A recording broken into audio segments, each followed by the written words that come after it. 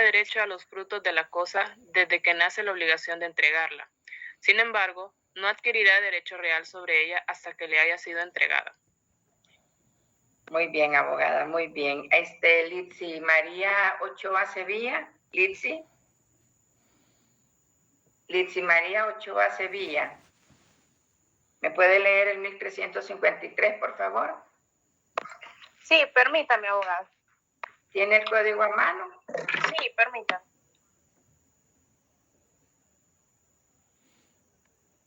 Carlos Alonso Ordóñez, tal vez lo tiene a mano. Carlos Alonso. El artículo 1353, por favor. Artículo 1353. El riesgo del cuerpo cierto, cuya entrega se deba, es siempre a cargo del acreedor, salvo que el deudor se constituya en mora de efectuarla o que se haya comprometido a entregar una misma cosa a dos o más personas por obligaciones distintas. En cualquiera de estos casos será a cargo del deudor el riesgo de la cosa hasta su entrega. Muy bien, muchas gracias, abogado Ordóñez. Sandy Patricia Ramos. Sandy Patricia Ramos. Por favor, el 1354. El 1354, hágame el favor de leérmelo. Gracias. Sí, artículo 1354. La obligación de dar cosa determinada comprende la de entregar sus accesorios, aunque no haya sido mencionados. Muy bien. Muchísimas gracias, abogada. Muy amable. Gracias por vuestra ayuda. Entonces, del artículo, estamos hablando de la naturaleza y efectos de las obligaciones. Del artículo 1351 al 1354 abarca ese tema de la naturaleza de las obligaciones. Entonces, ¿cuál es el efecto? El efecto de las obligaciones. ¿Qué se entiende en materia civil por efecto de las obligaciones? Por una parte, lo dice el artículo leído, el 1351, por una parte, el deber del deudor de entregar la cosa, objeto de la obligación, el de conservarla, dice, en las obligaciones de dar, eso de en las obligaciones de dar, traten de subrayarlo, en el deber de ejecutar el hecho, en las obligaciones de hacer, y en el deber de abstenerse en las obligaciones de no hacer. Y dice la ley, y en todos estos, y en todas estas, o sea, en la obligación de dar, de hacer o no hacer, en el deber de indemnizar los perjuicios causados por el incumplimiento. Eso es lo primero, eso se entiende por efecto de las obligaciones. Y luego, por otra parte, se entiende por efecto de las obligaciones los derechos del acreedor para exigir y asegurar el cumplimiento de la obligación, ya sea en la forma pactada en el contrato o en la forma dispuesta por la ley. Entonces, si ustedes ven, todo esto que les he dicho está enmarcado en el 1351. Cuando dice la obligación de dar, contiene la de entregar la cosa, y si esta es una especie o cuerpo cierto, contiene además la de conservarla hasta la entrega, ¿ok? Entonces,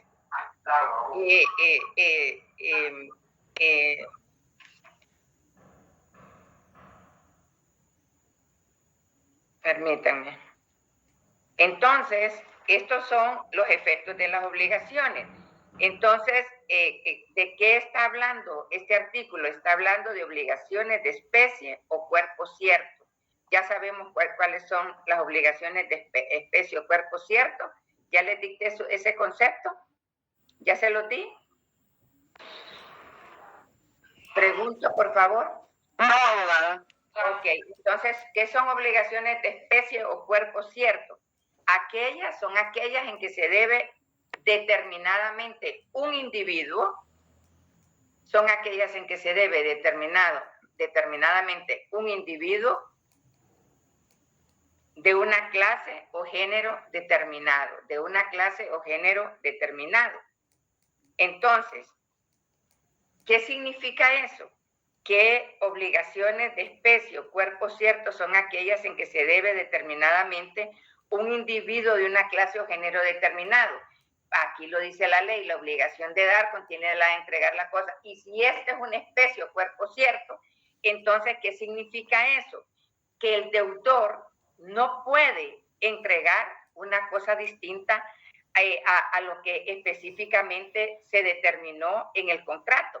El deudor no puede entregar una cosa distinta de la pactada, ni el acreedor está obligado a recibir otra diversa de la que determinadamente se le debe. Imagínense, viviera Picasso, un gran pintor famosísimo a nivel mundial, y yo voy a cumplir años y quiero que pongamos a Covelo. Vengo y le digo yo que quiero que me haga un retrato porque voy a cumplir años y quiero tener ese retrato en la entrada del salón donde voy a celebrar el cumpleaños. Y el famoso artista, ¿quién es? Es Covelo. ¿Qué le estoy dando? Un retrato mío es una cosa determinada, es mi cara, es mi imagen, es mi pelo, es mi rostro, etcétera. Entonces viene el famoso artista y me dice, fíjese, abogada, que me dio COVID, pero fíjese que bueno, le vengo a entregar el cuadro. Quedó preciosísimo, abogada, pero tengo que decirle que no va firmado por mí, sino que va firmado por mi mejor estudiante, porque me dio COVID y yo no se lo pude hacer, pero yo lo hice porque yo le tenía que cumplir, yo le di mi palabra, pero se lo hizo mi mejor alumno. ¿Estoy obligada yo a recibir esa especie o cuerpo cierto? No estoy obligada a recibirla. ¿Por qué? Porque como acreedora no estoy obligada a pagar algo que no se pactó, ni tampoco el deudor está obligado a entregar una cosa que no está pactada. Entonces, cuando la ley dice eso, ¿verdad? Que dice, contiene la de entregar la cosa, y si esta es una especie o cuerpo cierto, contiene la de conservarlo hasta la entrega. Ahora, ¿qué son esas, qué significa eso de obligaciones de conservar la cosa, objeto de la obligación? Como el deudor no puede entregar otra cosa, sino que tiene que entregar precisamente la que se pactó, ¿verdad? Entonces, el deudor, aparte de eso, tiene que hacer el esfuerzo necesario para que esa cosa no se deteriore, no se menoscabe, etcétera, etcétera. Por esto,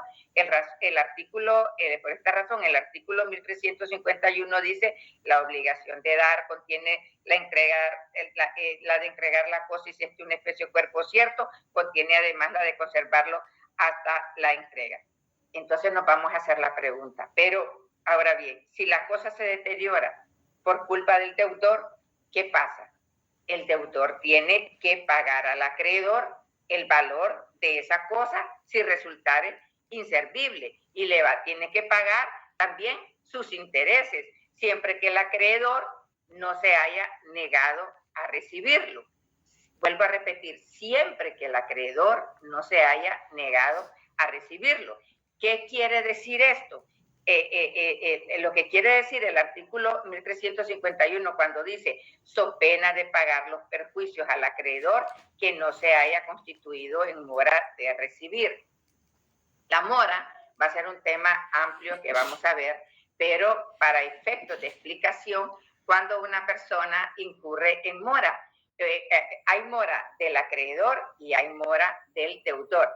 Imagínense ustedes que viene Picasso y me viene a entregar a mí el cuadro, ¿verdad? El cuadro que pintó de mí, y entonces que Picasso es el deudor, yo soy la acreedora, entonces viene Picasso y me trae el cuadro y le digo yo, es que fíjese que ahorita yo no puedo recibirle porque ahorita estoy en sesiones, pero abogada, quedamos en que hoy se lo iba a traer. No, pero no se lo puedo recibir, discúlpeme, cuando yo me estoy negando sin causa justificada y a pesar de que se haya estipulado en el contrato una fecha preestablecida, entonces ahí yo, acreedora, incurro en mora. Y al incurrir en mora, si viene el deudor, viene Picasso, y cuando se va al carro va molesto, pero en eso cae, estaciona el carro y cae una gran tormenta y le daña la pintura, entonces ahí Picasso no tendría que pagar indemnización de daños y perjuicios. ¿Por qué? Porque yo, Alda, incurrí en mora. ¿Cuándo incurrí en mora? Cuando sin ninguna justificación no quise recibir el cuadro.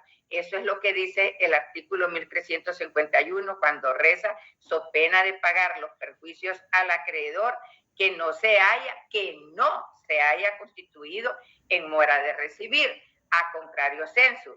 Quiere decir que si yo recibí la cosa objeto de la obligación, ahí no tengo que pagar perjuicios, ¿verdad? Daños y perjuicios, aclarándole que cuando nuestra legislación dice perjuicios o dice daños, se está refiriendo a daños y perjuicios, así lo ha dejado claramente establecido en la jurisprudencia del Tribunal Supremo Español. Cuando la ley dice la obligación de emplear el debido cuidado, entonces, ¿qué significa eso? La conservación de la cosa impone al deudor la obligación de emplear cierto grado de diligencia. ¿Y qué es diligencia? Cuando nosotros decimos, esa persona qué diligente es, ser diligente es actuar como un buen padre de familia, como una persona decente, honesta, correcta, cuidadosa. Entonces, eso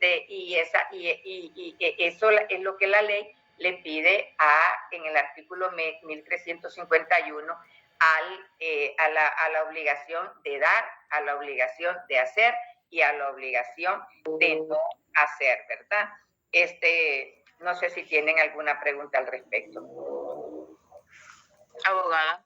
Dígame, mi amor. Una consulta. Y en el caso en el transcurso de que, en el ejemplo que daba del pintor, va en su carro y lleva pues la cosa y tuvo un accidente y fallece, ¿qué sucede ahí? Bueno, ahora cuando alguien se muere se extinguen las obligaciones, ya no me puede devolver el ¿a quién voy a demandar? Salvo que sea una persona de mucho dinero y que tenga y que tenga bienes, porque cuando muere el causante, uno hereda los derechos, pero también hereda las obligaciones, podría demandar a los herederos. Bueno, ahora vamos al artículo 1352. Vamos a pedirle, por favor, Vamos a pedirle a Ana Delmi Zavala que me lea el artículo 1352. Sí, artículo 1352. El acreedor tiene derecho a los frutos de la cosa desde que nace la obligación de entregarla. Sin embargo, no adquirirá derecho real sobre ella hasta que se le haya entregado. Pongan atención a esto. Vamos entrando en materia y se puede volver un poquito engorroso. El acreedor, dice, tiene derecho a los frutos de la cosa desde que nace la obligación de entregarla, pero no adquirirá derecho real sobre la cosa hasta que le haya sido entregada. Entonces, esta disposición contiene dos interrogantes. ¿Cuándo nace la obligación de entregar la cosa? Objeto de la obligación para que el acreedor tenga derecho a los frutos. Y otra pregunta que tendríamos que hacernos, ¿por qué el acreedor no adquiere el derecho real sobre la cosa sino hasta que le haya sido interrogado?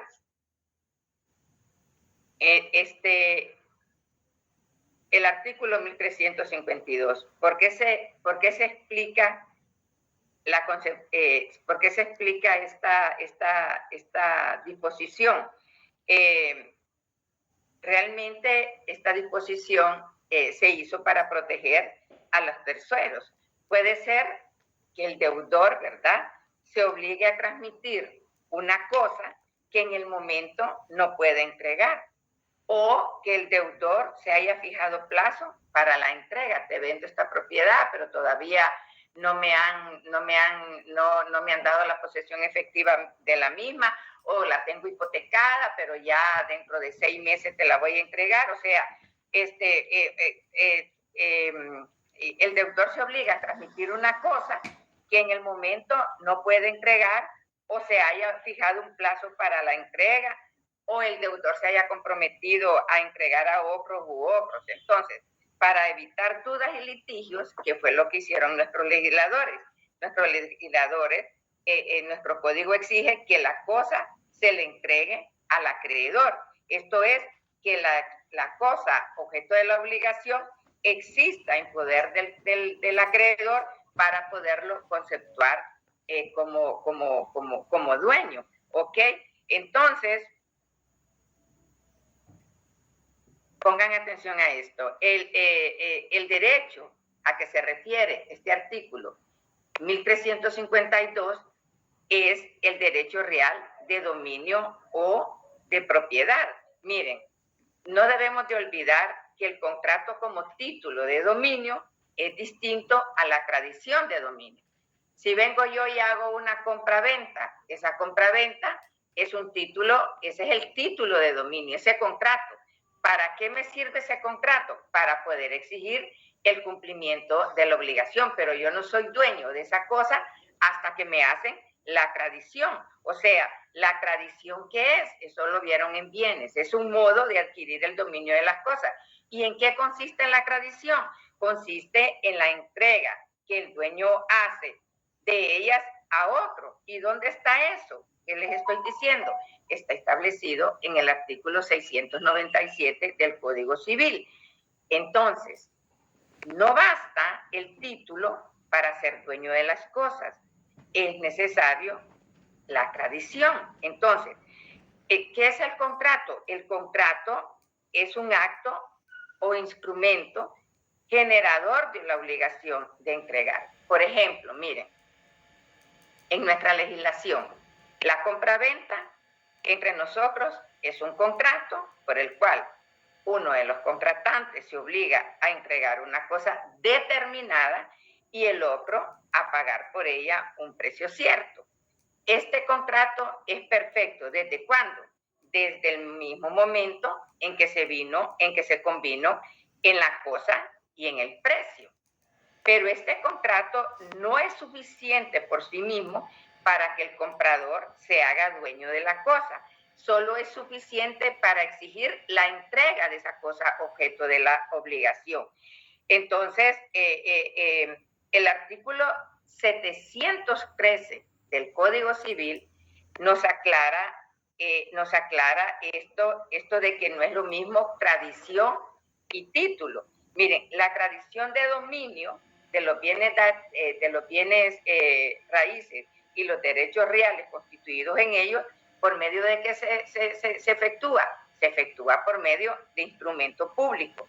¿Y en qué consiste? En que el tradente expresa verificarla y el adquirente expresa recibirle. Entonces, dice la ley que este instrumento podrá ser el mismo del acto o del contrato. Esto quiere decir que la tradición, o sea, la entrega de la cosa, pero nosotros los abogados decimos la tradición y el contrato son dos pactos distintos, aunque se hagan en el mismo instrumento. Entonces, ¿qué es lo usual entre nosotros? Lo más usual cuando otorgamos un contrato de compra-venta es que en el mismo instrumento hacemos simultáneamente la venta y la tradición. Y para seguridad frente a terceros, la inscribimos la venta en el Instituto de la Propiedad. Entonces, en resumen, en nuestro sistema, el contrato es el título y la entrega de la cosa es el modo de transmitir al acreedor el derecho real sobre ella, ¿verdad? Entonces, eso es lo que está diciendo el artículo 1353. El acreedor tiene derecho a los frutos de la cosa desde que nace la obligación, o sea, desde que pactamos el contrato. Ah, mira, te voy a vender este predio, pero no te lo puedo entregar sino hasta dentro de 6 meses. Entonces, desde el momento que hacemos el contrato de compra-venta, desde ese momento yo puedo adquirir los frutos, yo puedo arrancar las manzanas, las peras, las uvas que hay dentro de ese predio que contraté, pero no soy dueña de ese predio, no tengo ese derecho real de dominio o propiedad, sino hasta que el vendedor me hace la tradición de la cosa objeto de la obligación. Preguntas. ¿Es complejo? Lo entiendo. Hay cantidad de abogados que no lo entienden. Así que es válido y justo. Estamos entrando ya a mera materia contractual. Preguntas. Abogada, ¿qué fue lo que dijo de que en nuestro sistema el contrato y la entrega qué es? En nuestro sistema, el contrato es el título y la entrega de la cosa es el modo de transmitir al acreedor el derecho real sobre ella. Ya te voy a aclarar más con el siguiente artículo. O sea, si tú ves, dice, el acreedor tiene derecho a los frutos de la cosa. Yo compro un edificio de apartamentos, pero me dice el dueño, fíjate, dice abogada que todavía no me han dado la posesión efectiva, pero ya me la van a dar. Yo hago el contrato de compraventa, pero yo soy dueña de ese contrato. No, yo no soy dueña yo soy dueña de ese bien. No, yo puedo disfrutar los frutos, ya sean civiles, ya sean industriales, ya sean naturales. Yo puedo disfrutar de los frutos, puedo disfrutar de las rentas, puedo disfrutar de los cánones, pero yo no adquiero el derecho real de dominio propiedad, sino hasta que se me hace la tradición. En palabras sencillas, hasta que me entregan la cosa objeto de la obligación, hasta que me dicen, mire doña, aquí está ya el instrumento, ya está legalmente inscrito en el Instituto de la Propiedad, o inscríbalo en el Instituto de la Propiedad, aquí están las llaves y me entrega todos los accesorios, ahí yo soy dueña de ese bien. Entonces, por eso se dice que el contrato es el título y la entrega de la cosa es el modo de transmitir al acreedor el derecho real sobre ella. Entonces, ¿qué es lo aparentemente discutible en esta disposición o discutible sobre la justicia de este artículo? Es que uno se pregunta, ¿por qué el acreedor, sin ser dueño de la cosa, antes de su entrega, sea propietario de los frutos? Esa es la pregunta que uno... ¿Por qué el acreedor? Porque el comprador va a ser dueño de la renta, porque el comprador puede ya ir a sacar los frutos de la hacienda, o la leche, o el queso, o la mantequilla, si solo es dueño de los...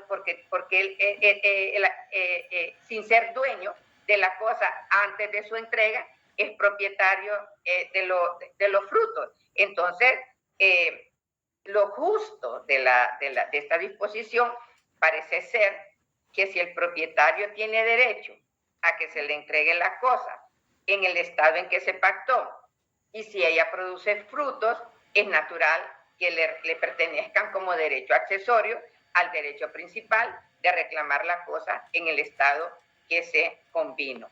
El artículo 1625 nos aclara un poquito el panorama respecto a la pregunta de cuándo nace la obligación de entregar la cosa para que el acreedor pueda reclamar los frutos. Entonces, el artículo 1625 del Código Civil, ¿qué dispone? Dispone que el vendedor deberá entregar la cosa vendida en el estado en que se hallaba al perfeccionarse el contrato, y que desde el día de ese perfeccionamiento toma los frutos, todos los frutos le van a pertenecer al comprador. ¿Ok? Eso lo dispone nuestra legislación. Pero eso no significa, yo les puedo decir, en la práctica, nosotros donde se hace la compra, ahí se hace la tradición, o sea que dice el señor fulano de tal por este acto, da por recibido, ahí se está haciendo la tradición y se hace la respectiva inscripción. Pero estos casos particulares a los que se está refiriendo, al que estamos analizando el artículo referido, son en casos cuando la cosa objeto de la obligación no se puede hacer la transmisión de los derechos, no se puede hacer la tradición del derecho de dominio propiedad, porque se está esperando un plazo X determinado. Pero la generalidad es que en el mismo acto de la compra-venta se hace la tradición. Ok. Entonces, dígame, mi amor. Una consulta, entonces esto es como cuando uno compra una casa y la va a pagar en 20 años, y durante los 20 años uno está viviendo en la casa, pero no es dueño de ella, sino que es el banco, y hasta que ya pasan los 20 años que terminamos de pagar la casa, entonces nos podemos decir que somos dueños de la casa y nos pasan los papeles y demás. Exactamente. ¿Y qué fruto recibiste de esa casa? Excelente, abogada, excelente.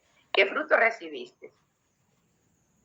Que vivías en la casa, o podías rentar la casa, podías recibir alquileres, me doy a entender. Excelente, abogada. En palabras simples, explicó todo el contexto. La felicito. ¿Quién es? Adilia, pues, que habló. Isabela, abogada. Isabela Ocey. Ok, Isabela. Muy bien, Isabela. Ahora vamos a pasar a otra teoría. Se llama la teoría del riesgo. Tienen que poner mucha atención. Todo esto que les estoy explicando les va a venir en el examen, ¿ok? Teoría del riesgo. Voy a tratar antes del examen ponerles unos ejemplos más de los que les doy en clase para que se les vaya aclarando el panorama. Les dije desde el primer día, esta clase es compleja. El abogado que no sabe obligaciones y contratos no se puede llamar abogado. Vamos al artículo 1353. Vamos a pedirle, por favor, a Victoria Isabel Antúnez Sánchez. Victoria Isabel. Victoria Isabel Antúnez Sánchez. Te doy por ausente. Stephanie Nicole Castillo Cáliz. Dígame, abogada. Muy bien, Stephanie. Por favor, léeme el artículo 1353. Permíteme, abogada, ya voy. ¿Tienes el código a mano? Sí, 1354. La obligación. 1353. El riesgo del cuerpo cierto cuya entrega se deba es siempre a cargo del acreedor, salvo que el deudor se constituya en hora de efectuarla, o que se haya comprometido a entregar una misma cosa a dos o más personas por obligaciones distintas. En cualquiera de estos casos será a cargo del deudor el riesgo de la cosa hasta su entrega. Muy bien. Muchas gracias, abogada. Le agradezco infinitamente. Miren, ¿ve? Esto que vamos a ver ahorita es importantísimo. Y esto le viene en examen, en caso práctico. Esto se llama la teoría del riesgo. Pongan ahí artículo número 1353, teoría del riesgo. Esto es esencial en los contratos. Antes de entrar en detalles en esta materia, quiero decirles que la teoría del riesgo únicamente rige en los contratos bilaterales de obligaciones recíprocas. Contratos, solo ahí se puede aplicar la teoría del riesgo. Los contratos bilaterales de obligaciones recíprocas. Pero esos contratos bilaterales de obligaciones recíprocas tienen que tener por objeto entregar cosas en especie o cuerpo cierto. Cosas en especie o cuerpo cierto. ¿Y esto qué significa? Esto significa que quedan excluidas las obligaciones de género. Ya sabemos que las obligaciones de género son las que tienen, por ejemplo, por objeto entregar una cosa genérica, o inciertas, o indeterminadas, manzanas, una casa, un predio. O sea, cuando hablamos de especie o cuerpo cierto, es un carro Toyota 4x4, año tal, marca, serie tal, motor tal, 4 puertas, color tal. Ahí estamos hablando de especie o cuerpo cierto. Solo en esa especie o cuerpo cierto funciona la teoría del riesgo. Tiene que ser de obligaciones recíprocas, pero de obligaciones que tengan por objeto entregar especie o cuerpo cierto. Por lo tanto, las cosas genéricas ya están fuera. Ya les dije, ya les dicté que especie o cuerpo cierto es aquella que se debe un individuo determinado de un género determinado, o sea, una cosa individual o específicamente determinada, como el ejemplo que les acabo de dar. Pero nos vamos a preguntar, en materia contractual, ¿qué es riesgo? ¿Qué es riesgo en un contrato? Escriban esto. Es la pérdida o deterioro que experimenta la cosa.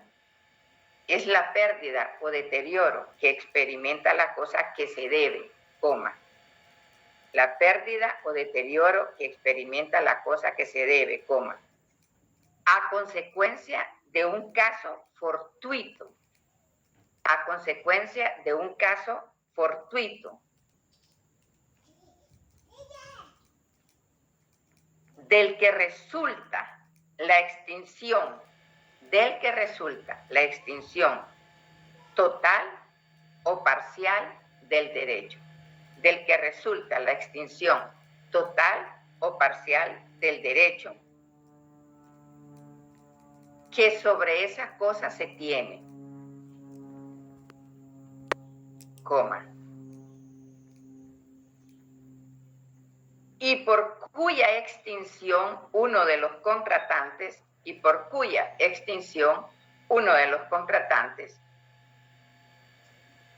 se coloca en la necesidad de soportar esa pérdida o deterioro, y por cuya extinción uno de los contratantes se coloca en la necesidad de soportar esa pérdida o deterioro.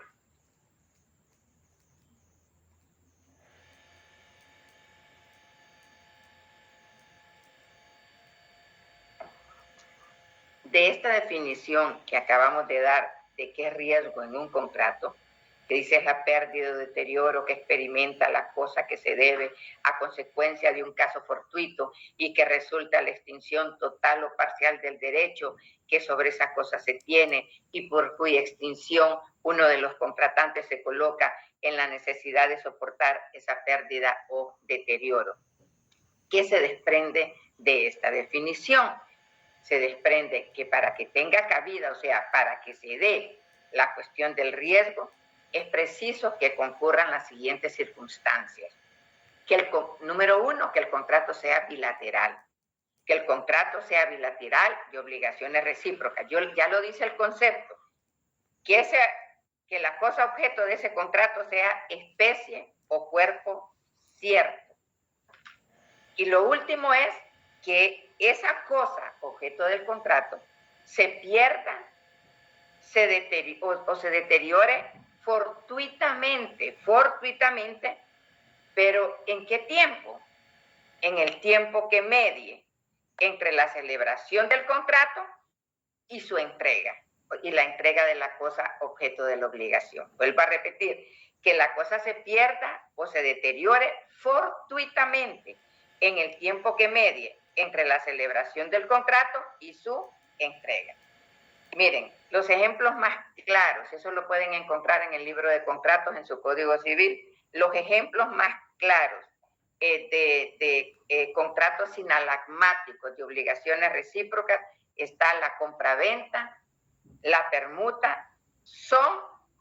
Estos dos contratos son típicos en los que se presenta la cuestión del riesgo, ¿ok? Entonces, ¿qué pregunta se plantea en la teoría del riesgo? Pongan atención a esto. En la teoría del riesgo, la pregunta que se plantea uno es si el deudor, por caso fortuito, no puede entregar la cosa objeto de la obligación, ¿el acreedor está obligado a cumplir con su prestación? Vuelvo a repetirlo. Si el deudor, por caso fortuito, no puede entregar la cosa objeto de la obligación, está obligado a cumplir con su prestación. Se lo voy a poner más simple, más sencillo, más claramente. En una compraventa, si yo vengo y voy a la Toyota y compro, y compro un carro, ¿verdad?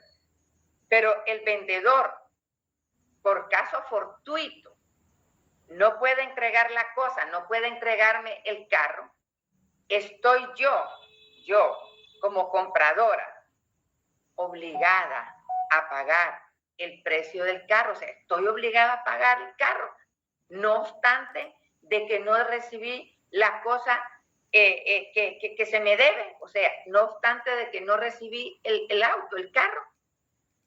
Vamos a ver. No, abogado. Porque el caso fortuito extingue la obligación. El caso fortuito extingue la obligación. Muy bien, abogado. Muy bien, pero vamos a explicar las teorías, porque es importante que miremos de dónde viene el origen de este artículo de quién corre con el riesgo en un contrato de cualquier clase. Entonces, el derecho romano fue el que desarrolló la teoría del riesgo, pero la desarrolló únicamente para el contrato de compra y venta. O sea que los romanos, una cosa era la compra y otra cosa era la venta. O sea, que en su origen la compra y venta romano no era un contrato sinalagmático. Y cuando digo que no era un contrato sinalagmático, estoy diciendo no era un contrato de obligaciones recíprocas. Por ejemplo, si yo le compro a Alejandra Polet, le compro una casa, vengo yo, es un contrato de compraventa, yo le pago, le entrego el precio y ella me entrega la casa. Ese es un contrato sinagmático de obligaciones recíprocas perfectas, la compra-venta. Entonces, para los romanos el contrato no era compra-venta, para los romanos el contrato, una cosa era la compra y otra cosa era la venta, o sea que se realizaba mediante dos compromisos o estipulaciones. El vendedor prometía la cosa, me decía Alejandra, le voy a vender mi casa, ¿verdad? Con precio cuerpo cierto, y yo le prometía, te voy a pagar tanto por ella. Entonces, eran dos actos sucesivos, pero eran actos diferentes. Entonces, ¿qué se suscitaba? Que ante la imposibilidad de cumplir con la entrega de la cosa, o sea, eso carecía de importancia, si no podía entregar la cosa. ¿Por qué? Porque el artículo 1353 dice que el riesgo del cuerpo cierto, cuya entrega se deba, es siempre a cargo del acreedor. O sea, que al vendedor le valía si podía entregar la cosa o no la debía entregar. ¿Por qué? Porque el comprador debía pagar el precio aunque no recibiera la cosa, objeto de la obligación. Y así surgió la regla que se llama res es cosa, res perit, P-E-R-I-T, res perit emptori, E-M-P-T-O-R-I, res perit emptori. ¿Qué significa eso? La cosa perece para el comprador. Por favor, vayan siguiéndome. Res perit emptori. La cosa perece para el comprador. Entonces, ¿por qué se justificó? Se conservó, se puede decir, y se justificó esta regla que la cosa perece para el comprador, porque el vendedor quería asegurarse, ¿verdad?, que si esa cosa, objeto de la obligación, se le perdía, él siempre iba a recibir su dinero. Pero contra esa regla surgió esa regla romana, surgió una escuela natural. Y entonces, la escuela natural, ¿qué fue lo que quería demostrar? Quería demostrar que no había hasta cierto grado una equidad entre el provecho proveniente de los frutos o sea, decía, pero no es posible que alguien que solo tiene derecho a los frutos corra también con el riesgo. Entonces vino a la escuela natural y sacó esta regla que se llama res perit domino. Res perit domino. ¿Y qué significa eso, res perit domino? La cosa perece para su dueño. ¿Y por qué decía la cosa perece para su dueño? Porque decía, pero es que realmente en el artículo 1352 dice que el derecho tiene, la ley, el acreedor tiene derecho a los frutos, pero no le da, dice que no adquiere el derecho real, derecho de dominio propiedad hasta que se hace la tradición de la cosa. Entonces vino la escuela natural y dijo, no, aquí no hay, esta no es una medida común, esto no es posible, porque el acreedor va a correr con el riesgo si todavía no es dueño de la cosa. ¿Por qué? Porque hasta que se le hace la tradición, adquiere el derecho de dominio o propiedad. ¿Cómo analiza nuestro Código Civil el riesgo? Miren, nuestro legislador, más que en una contradicción, incurre en una confusión. Estamos en el artículo 1353. Pues al mismo tiempo que sigue la regla del derecho romano al atribuirle en el 1352 los frutos al acreedor, así como también lo hicieron los españoles, ¿ok? Entonces, nuestro Código Civil, al atribuirle los frutos al acreedor y al mismo tiempo le niega el derecho de dominio propiedad, sigue el sistema romano, el mismo que sigue el Código Español. ¿Y por qué se explica esto? Se explica porque hay un viejo adagio que dice: quien tiene los frutos, se entiende que le corresponden los riesgos, ¿ok? En cambio, nuestro Código Civil en el 1353, al colocar siempre el riesgo a cargo del acreedor, no lo hace por la solución romana, sino que lo hace por lo que pensaron los franceses. ¿Y qué es lo que decía? El riesgo en el acreedor, dice ¿cómo se llama?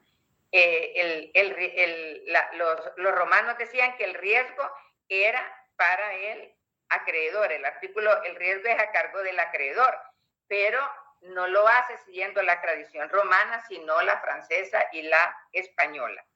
Entonces, no podemos descartar que aquí hay una injusticia, ¿verdad? Y esa injusticia que se da, ¿cómo voy a pagar yo una cosa? Y lo más triste es que no solamente es una injusticia, es que está en nuestra legislación. ¿Cómo voy yo a pagar algo que no he recibido? Y la ley me dice que el riesgo, aunque no lo haya recibido, lo voy a correr yo y que por lo tanto tengo que pagar. Entonces vino un jurista que se llama Marcial Planiol, que él se formula la siguiente pregunta. Dice Marcial Planiol: dadas las obligaciones recíprocas nacidas de un mismo contrato, si una de ellas se extingue en virtud de una causa fortuita de ejecución imposible, entonces se pregunta Planiol: ¿seguirá la otra parte obligada a cumplir con la obligación? Entonces este mismo autor dice: cuando un caso fortuito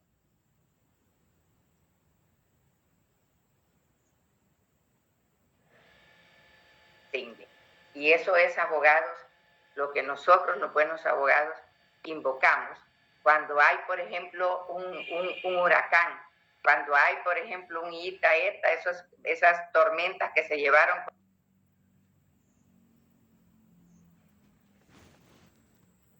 Tiene silenciado el micrófono, abogada. Tiene silenciado el micrófono, abogada. No se lo escucha. Entonces, ¿qué hacemos cuando la ieta, iota, esas que yo les digo idiotas, esas tormentas, o cuando viene un huracán, o cuando viene un terremoto, y las personas no pueden seguir pagando el bien? ¿Por qué? Porque como un caso fortuito, se extinguió, se perdieron las cosas objeto de la obligación, se le fue su casa, se le fue el predio. ¿Qué se hace? Nosotros los abogados invocamos caso fortuito. Y al invocar caso fortuito, ¿qué pasa? Se extingue la obligación. ¿Lo dice el código? No lo dice el código, pero lo dice el Tribunal Supremo Electoral en harta jurisprudencia, lo dice la doctrina, lo dice este famoso Marcial Planiol, que ha sido de los más estudiosos del mundo. Cuando un caso fortuito hace imposible el cumplimiento de la obligación de una de las partes, la obligación de la otra se extingue. Preguntas.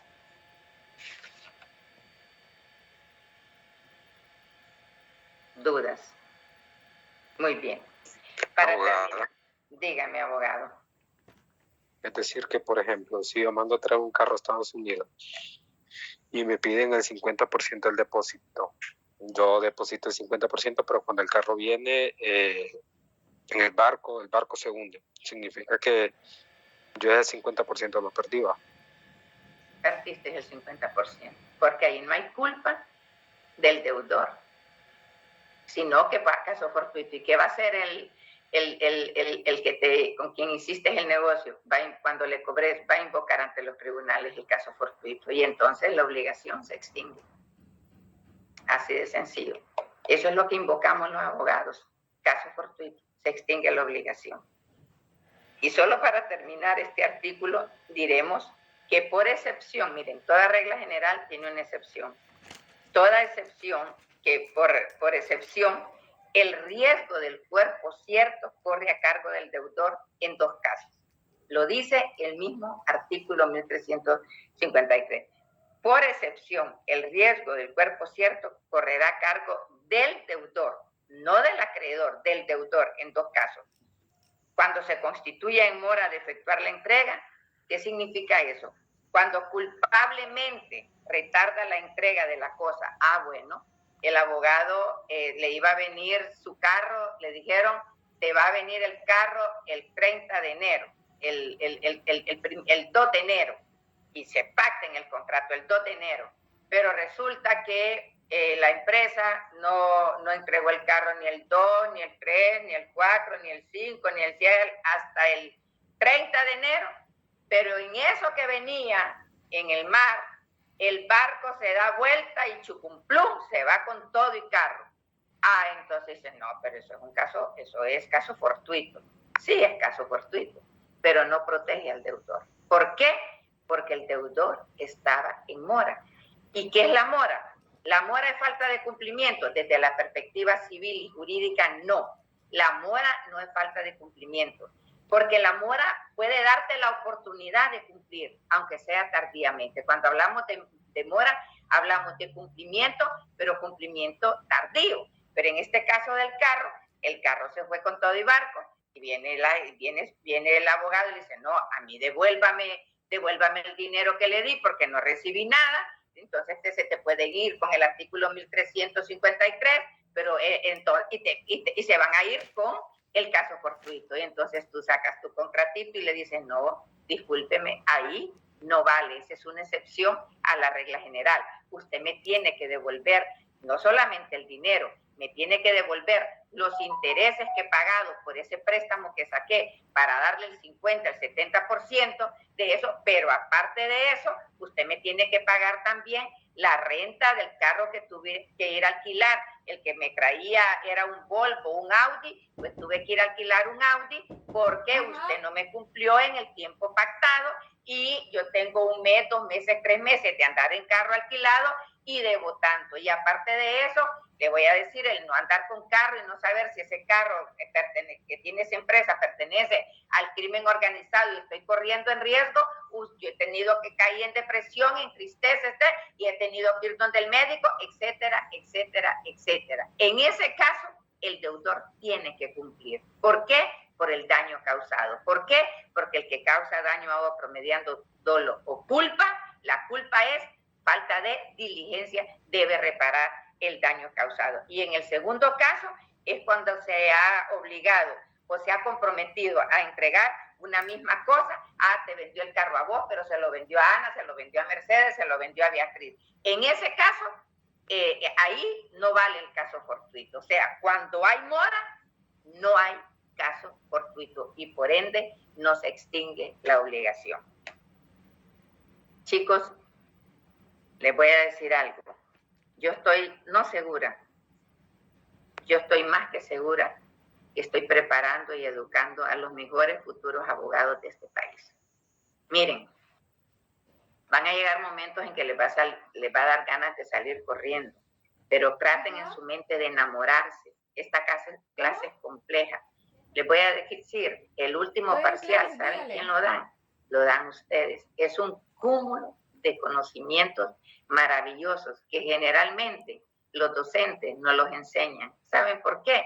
Porque ustedes van a hacer competencia de ella en los tribunales. Yo bendigo a Dios, yo ya voy de salida, ustedes van de entrada. A mí me faltan 2 años para retirarme de la universidad.